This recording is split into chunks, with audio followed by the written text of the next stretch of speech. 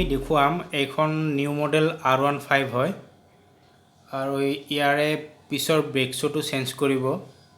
তো এই ব্ৰেক শ্বুটো লগাবৰ কাৰণে আমাক কি কি ৰেঞ্চৰ প্ৰয়োজন হ'ব আমি সেইটো দেখুৱাম আৰু লগতে কেনেকুৱাকৈ খোলো সেইটো চাই থাকিব। ঠিক আছে।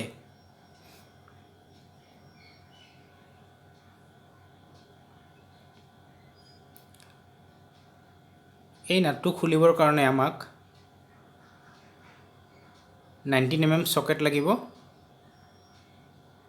আৰু হিপিনে ধৰাৰ কাৰণে 17 mm সকেট লাগিব। তো আমি কেনেকুৱাকৈ খুলো এইটো চাই থাকক।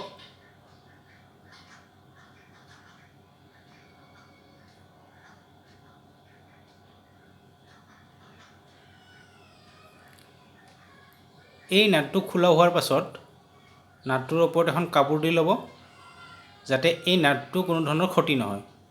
ঠিক আছে।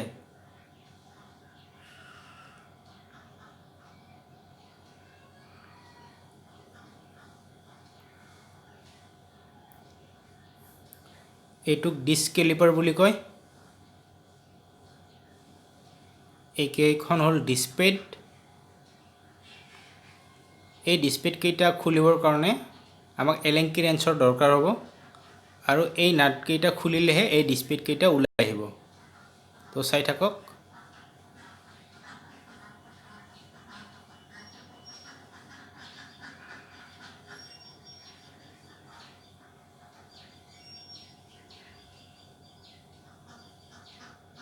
এইকেইটা হ'ল ডিস্কপেড।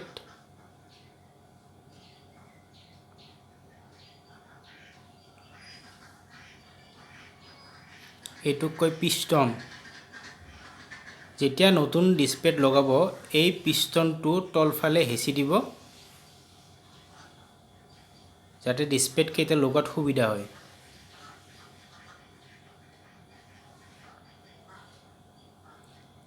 ঠিক এনেকুৱা ধৰণে দিব। এইকেইটা হ'ল নতুন ডিস্কপেড। তো আমি এতিয়া লগোৱাম। যেতিয়া ডিস্কপেড কেইটা লগাব তেতিয়া তলফালে অকণমান ডিস্কপেড কেইটা হেঁচি দিব যাতে নাটকেইটা লগাত সুবিধা হয়।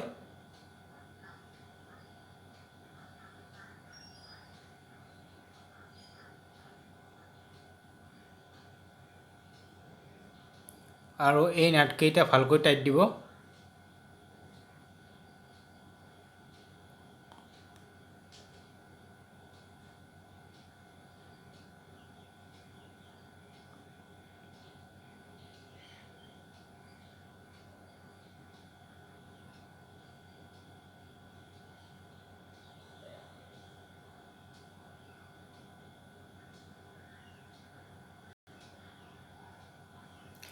এই কেলিপাৰটো লগোৱাৰ আগত এই ৱাশ্বাৰখন লগাব নাপাহৰিব।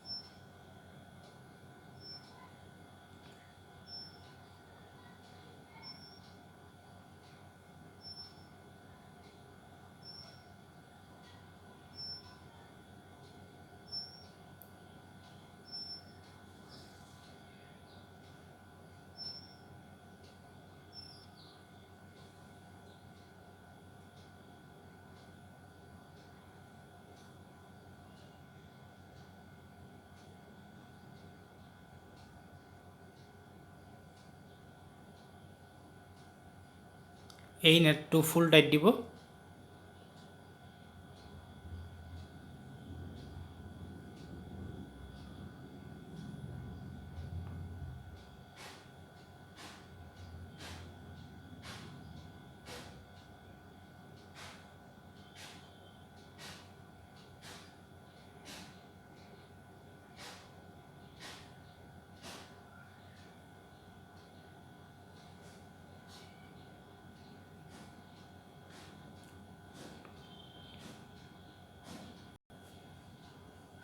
আমাৰ ডিস্প্লেত লগোৱা হৈ গ'ল। তো এই নাটটো অকণমান লুজ কৰি দিব যাতে এয়াৰটো ওলাই যায়।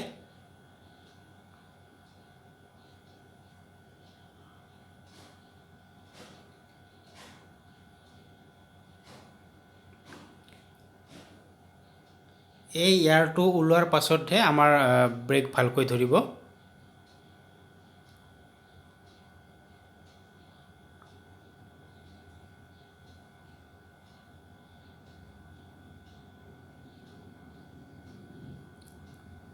তো এয়াৰটো ওলাইছে। তো এয়াৰটো ওলোৱা হোৱাৰ পাছত এই নাটটো ভালকৈ টাইট দি দিব। তো বাছ হৈ গ'ল আমাৰ ব্ৰেক লগোৱা।